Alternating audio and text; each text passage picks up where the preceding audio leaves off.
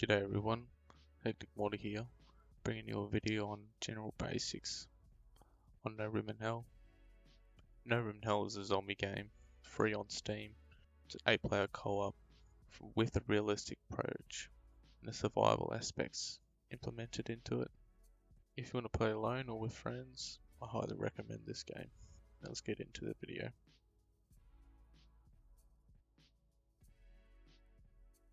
Okay, now that we are at the title screen, first up are the options. In the keybinds, the most important movement that you'll have to master as a beginner is shove and bash. This will be bind to your V key. Now go to your advanced button, down at the bottom, right here. You'll see two options. Check both of them. Fast weapon switching. I should not have to explain this one. Enable developer console. I will explain it in a later video. Now to audio. Only setting I change in here.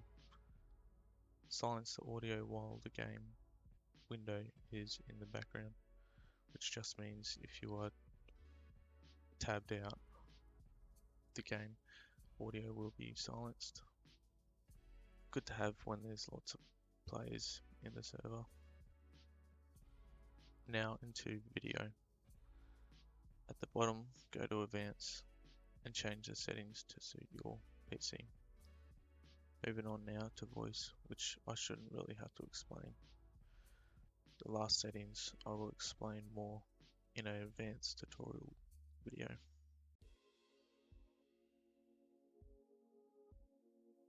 Okay, now moving on. Add-ons, I will explain more in an advanced video. Now to character selection, which is pretty self-explanatory. A few selections you can get with some voices. Workshop mods, you can add more. Voice can go on your HUD when you reload your ammo.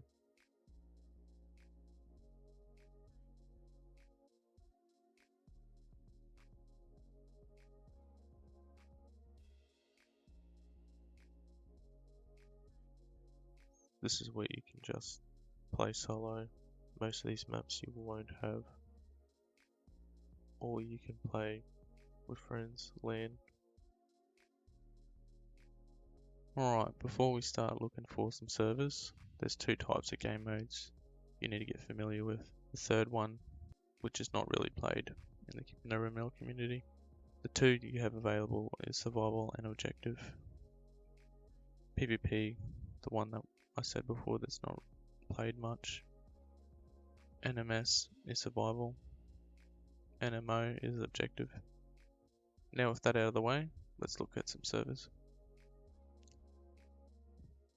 Okay, when you first come to this screen, it might look a bit daunting, but the only main thing you need to worry about is your latency, location down at the bottom here, anti-cheat, server full as players joined, and if it's password protected.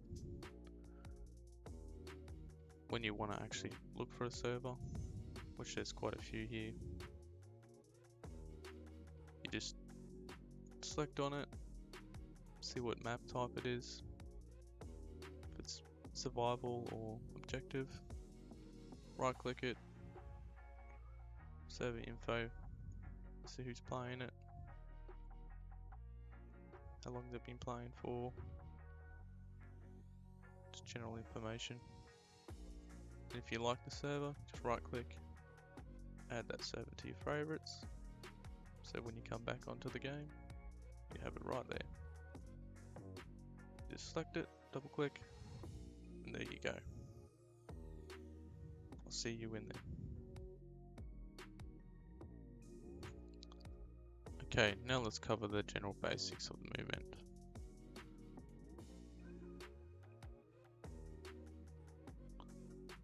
E to pick up your item. If you have a gun, hold R to check your ammo. And if you have ammo, you can reload with R. C for compass, V for push or shove. This is going to be very important when you verse zombies.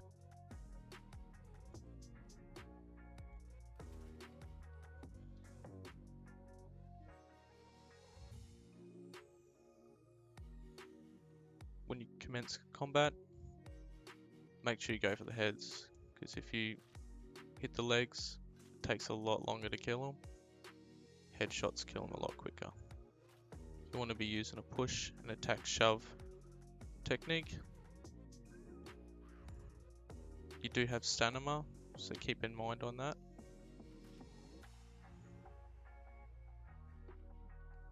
Army men, the helmets do have coverage, so be careful with that.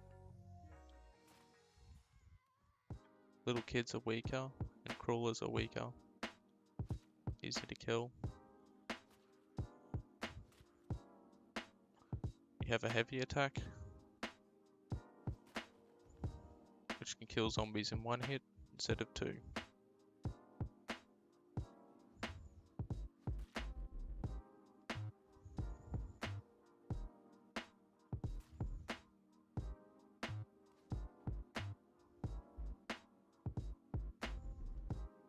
Heavy weapons do considerably a lot more damage, but they take a lot more stamina.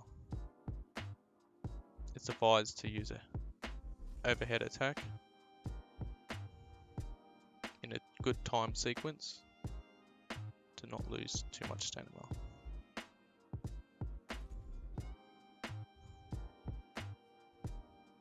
With a heavy swing, you can knock out multiple zombies at once. That should do it for movement.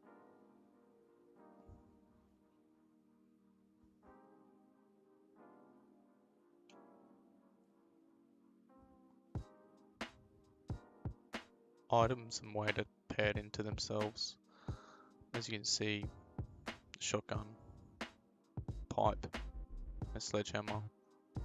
It kind of works as like a pie chart. You can see the sledgehammer is a lot bigger than the pipe. So this is the best thing about this game, is minimizing your weight, trying to find a good balance, because too much weight and you can't run as fast.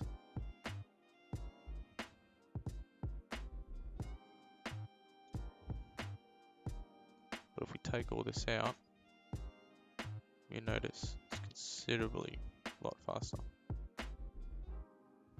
So it's always good about choosing a balance.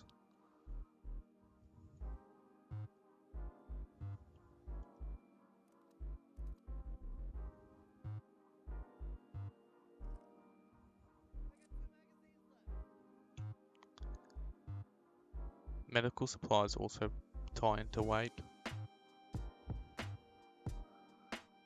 As you can see, choosing the right medical supplies to use in your situation. Pills, they forward away infection for a certain amount of time, while gene therapy will actually cure your infection. And you will not get infected that whole game unless you die. The first aid kit allows you to heal yourself. Bandages give you a little bit of healing, but also they stop bleeding. So if you don't have a bandage and you're bleeding, you can also use a med kit.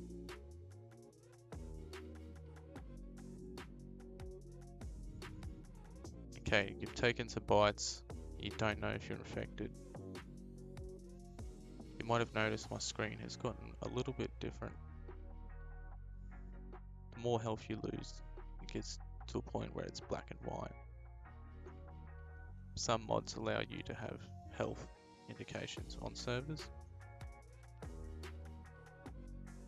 Now that I'm taking form and infection, you'll see little veins around my screen. you'll pretty much get to a point where you cannot see anymore. So this is when you want to take your pills.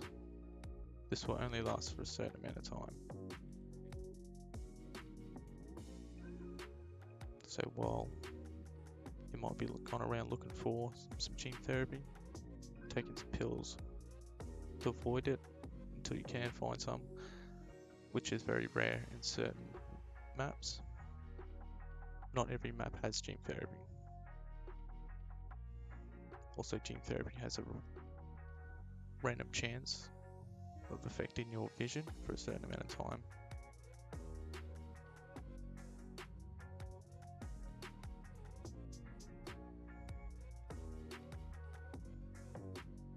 Now, how to use these items, like a first aid kit.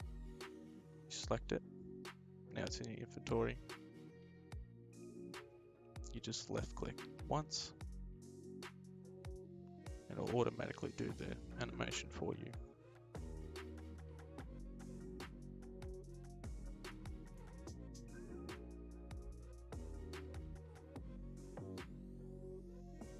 You see my colors back, and I'm back to good health. If you've got friends around, they can see the color of your name. The brighter it is, the better color, the more health you have. The darker it is, the less health you have. That should cover the basics. Alright, now that we're in the game, you'll first be prompted up with an objective on your screen. To show this objective again, press C and you will prompt a compass at the bottom. This will also show icons where the objective could be. Some maps can be hard to navigate, but in due time you will learn the layout. Some objectives may come in as in form of keypads, door locks, objective items. There's quite a few to list. I'll let you figure out and find all the objectives you can do.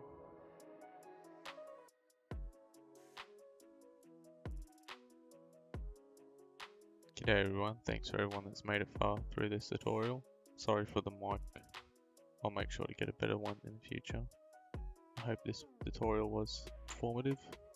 I'll sure to make an advanced one in the future. Still learning a lot. Alright, thanks guys. Make sure to subscribe and like. Peace.